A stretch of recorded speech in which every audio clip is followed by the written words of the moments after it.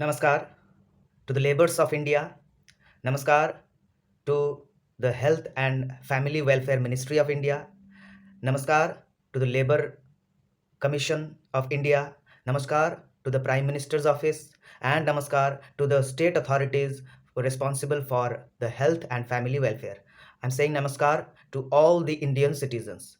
I'm making this video to bring into account that in the ESIC hospitals or ESIC organizations, which organization is responsible to give health facilities to the family of the laborers of India. Uh, uh, so, to state something, I will say that some organizations or some hospitals like the Maniktala ESIC hospital, some unwanted incidents are happening. I'm giving you the accounts that I have gone through myself. In this hospital, suppose the doctors are working very well, they are giving their times, but the doctors visit only one time throughout the day, only once they come to visit, and after that other doctors, that means maybe the emergency doctors come to visit.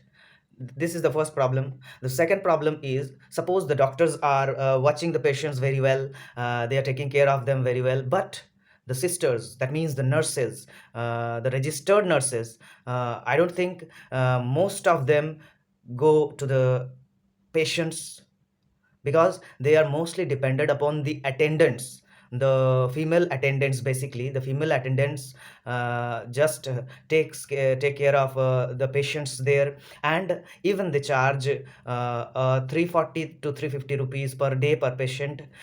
So that may be a problem for most of the workers, most of the laborers of India.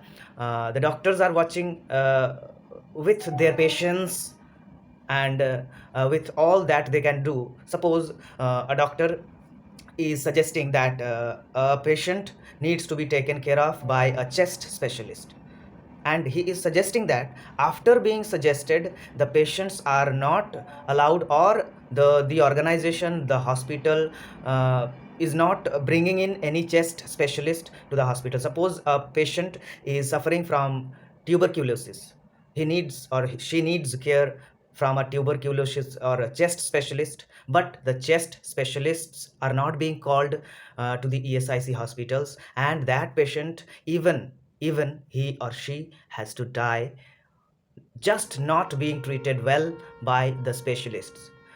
One thing more, if doctor is suggesting some medicines that are very important, he or she is suggesting some injections that are very much important for the patient at that moment of time, that medicines are not coming very well, the doctor has to even the doctor has to suffer, even the doctor has to even fight virtually, fight with the authorities to bring in those kinds of facilities or those kinds of injections or medicines. If you go to the ward master's office, in the ward master's office, and even in the super's office, there are few people, they are just chewing gutkhas.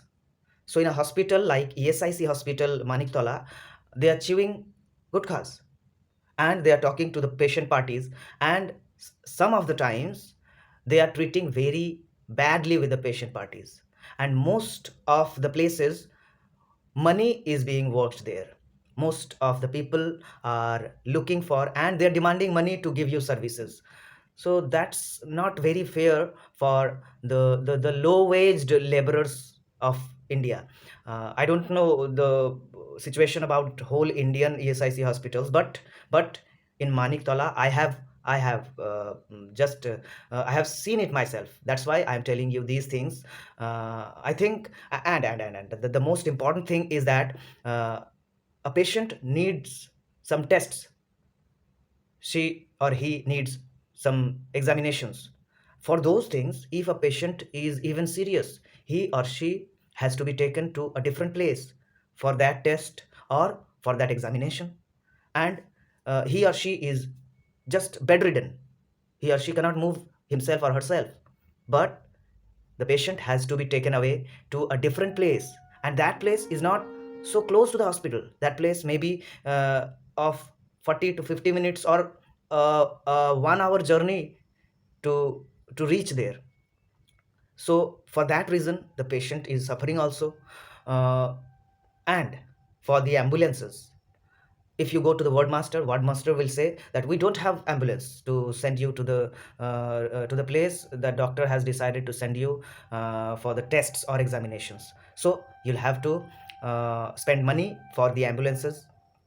And even if they provide you the ambulance, they will say that we will just drop you out there, will not bring you back.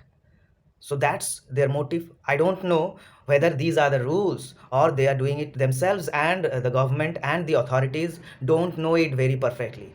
So I will request the labor commission, I would request the ESIC department, the health department of India and West Bengal, and the prime minister and the chief minister, all of you, I would like to request you that you should look into this matter very carefully. Otherwise the sufferings will remain as it is going on now. Thank you so much. And I will say the laborers who are going for the treatment of their family members or themselves, they should speak up. They should tell what the problems are going on. We go to the super's office, but super's office, sometimes super says that it will be decided by the doctor only, and doctor says that super needs to be responsible for this, and super will permit you to do this, or he or she will not permit you to do this. So the patient party is suffering very much in these kinds of institutions. I don't know about the other institutions, but the Maniktala ESIC is doing these kinds of jobs. And for the other towns like Bardhaman or any other places, the suburban places where the ESIC hospitals are not established, there they have to go to the nursing homes, and there also they are being looted there. All the resources they just have gathered throughout their lives, that is being taken away from them for the treatment of their loved ones. And this is happening all together. So we would request you to provide the laborers the health facilities they need, and to provide it very lawfully, and give them an opportunity to have good health, because without good health you cannot have a proper labor services. So to get good services you'll have to provide them good health. So I would request all the concerning authorities to look into the matter. Thank you so much.